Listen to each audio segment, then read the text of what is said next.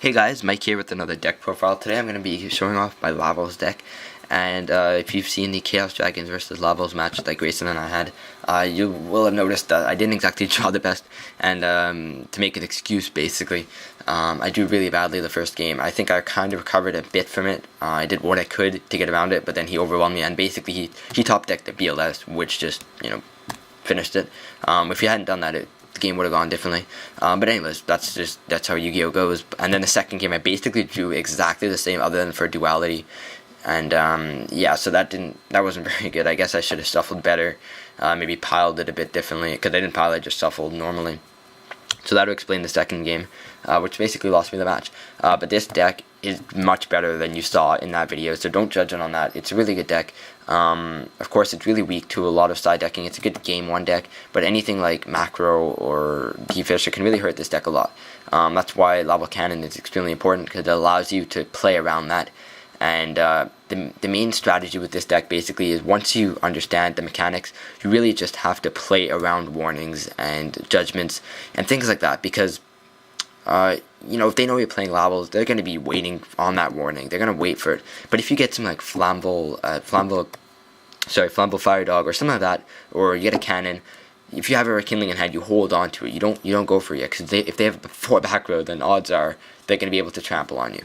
They're going to be able to blow up whatever you plan on bringing up. But anyways, without further ado, this is the exact same main deck and side deck build as Lord Solar Prime has, and so definitely props to him for getting 9th place out of regionals with the deck. That's really impressive. I'm a huge fan of this deck. Fire archetype in general. Sadly, I'm pretty sure Rekindling is going to get banned or limited. But anyways, without further ado, let me show you the deck. Yeah. So of course, very important. Got 3 lava cannons. This guy allows you to play around anything that it removes from play as well. It just gives you a whole other side to the deck. Of course, the main downside to him is he doesn't have tuner defense, so it doesn't fill up your grave like you'd want it to, but regardless, it adds too much advantage to not play him.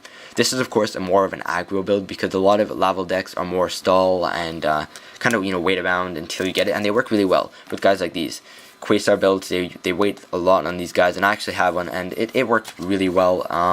But I prefer this build overall. It's just more competitive. So you got your triple Laval cannons. You got your triple Laval Volcano Handmaidens. This is the card that basically makes this broken, other than Rekindling, just because it's so much harder to dump into the grave if it weren't for her. Otherwise, you'd be able to dump 2, and well, her effect basically, if you didn't already know, is when she's sent to the grave and there's already another Laval, different name in grave, you just can send one more. So you basically send her, and then send another one. So you fill your grave up really quickly. For Rekindling, of course. Laval Lakeside Lady, her comboed with Laval Cannon is also pretty broken. You can, when you have 3 or more Lavals with different names, in your grave, you can banish her and one other Laval to pop 1 set card on your opponent's side of the field. Then you would, special summon one of them with Cannon. Then we have, I think I only played 2. Yep, 2 Laval Magma Cannoneers. He is really just for the 200 defense. You don't want to draw into him too often. The idea is just to dump him with Handmaiden. Then off the Lavals, we have actually there's some more Lavals in the deck. I guess they're just not in the right order. Anyways, we have double Flammable Fire Dog. He's pretty broken too. You destroy a monster, special summon a monster with 200 or less defense. Has to be fire. So this allows you to make really good quick synchros. You can make a really quick level 7 synchro or level 5 synchro. Yep. Then we have 2 Level Millers, which should have been ahead of the Fire Dog. He is basically our Molten Conduction Field for now. When he's destroyed by battle and sent to the graveyard, you can dump 2. So basically, he's destroyed, you dump a Cannoneer and a Handmaiden, and you go off and you dump your all 5. Then you have a Boost Warrior. He can easily be switched out for another card I'm going to show you in the side deck, which Lord Solar Prime uses instead. The only reason I have him in here right now is because Quasar is cool and you can't make it. This deck can't make Quasar without him because he's a level 1. Basically, sometimes what you might do is you might grab him with Fire Dog and purposely have him in the grave so that when you rekindle, you can get your level 1 to make your Quasar. Then you have a double Effect Veiler. It's good because it's a tuner and it's Effect Veiler. It's good against a lot of meta decks. And 1 Gores just for the stall ability. It allows you to wait out a turn. You have a triple Gold Sark. This has many different uses in this deck. It allows you to banish in order to get to make your cannon live, or it allows you to banish your rekindling and make any other plays you do live. So it's a very good card. You have triple rekindling. This is self-explanatory. Special summon basically all your Lavals with 200 defense, or Fire Dog, and you just synchro summon all over the place. Double duality adds a lot of consistency. Foolish Burial, it's basically a watered down Molten Conduction Field. Heavy Storm, Dark Hole, Monster Reborn. Reinforcement of the Army allows you to grab either your Boost Warrior or your Laval Cannon. Compulse, very broken in today's meta. Allows you to get over a lot of pesky Xyz monsters and just things in general you don't want around. We run 2 Torrentials. We want our things in the grave, so that's good. Double Deep Prison, very good as well. Double Mirror Force, this is all to stop your opponent from attacking you so you can stall a bit longer. Judgment, and Double Warning. So that is all for the main deck. It's pretty straightforward. It works very well. If you want to see it in action, you can just leave a comment. And so now we'll go into the side deck. It's not complete. I'm missing quite a few cards from it, but basically, you're basically missing. Really, the main thing you're missing is just what do you call it? Imperial Iron Wall, I'm pretty sure it's called, which just no monsters can be banished. So basically, I would probably side out cannons or something, and no cards can be banished against anyone who sides in a macro or a fisher. So anyways, we got a MST. This is the card I was talking about. If you don't want to play the Quasar build, you can put him instead. This is less of a side deck and more just kind of option cards that I have right now. Another MST. System down, I think doesn't. Yeah, system down. That's just because you know, Gigas are a thing and they can overwhelm you pretty easily. So system down's pretty important.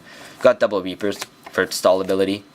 Goes in match because you're all fire, so you're good. And Soul Drain. Of course, this hurts your Handmaiden a lot, but it's a lot easier for you to do things than if Mermails, for example, had Soul Drain on the field. So yeah, then you have Sealing Ceremony of Catan, and that's just anything you don't like in your opponent's graveyard. If you know that you're playing a deck like that, you'd side this in, and yeah. So then we move on to the extra deck, and the extra deck really is up to the person who's playing it, because other than a few cards, which I'll mention, you can do whatever you want with it. So you have your level 4 Armory Arm. This isn't absolutely necessary, but there are times when you know you don't really have much to do. So you'll go Lava Miller and Handmaiden, and you'll make him. Other than that, I don't think I've ever made it in real life. Anyways, then you have up to level 5. We have Laval Dragon. This guy is really useful, just to bounce things that you don't like around, and yep. And it makes a lot of your plays live again because it sends a lot of Lavals back to the grave.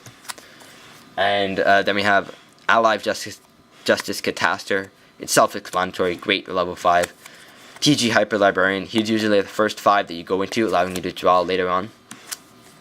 Laval Dual Slasher, incredible card. It really is a great card. When you have 2 or more Lavals in your graveyard, if it attacks a defense position monster, it can attack again once per turn. If you have 3 or more, it does piercing damage.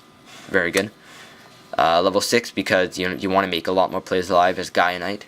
Another level 6 that's very good to go into is Dragoon. If you don't have a live Rekindling, if Rekindling's not live yet, you can make it live with him, because you can add to your grave. You can add a Laval from your deck to your hand and then send it to the grave, or you could just pop someone's their back row or their set cards by adding your Lakeside Lady to your hand. That's very good. Black Rose, it's a nuke and it's a level 7. Level Stenin, this is one of the necessary cards. It's a great card. If it's targeted, you can banish a Laval from your grave to destroy the target and negate it, of course. And it's just, you have to discard when he comes out, but that's not a big deal. And as well, he has 2700 attacks, so very hard to get over.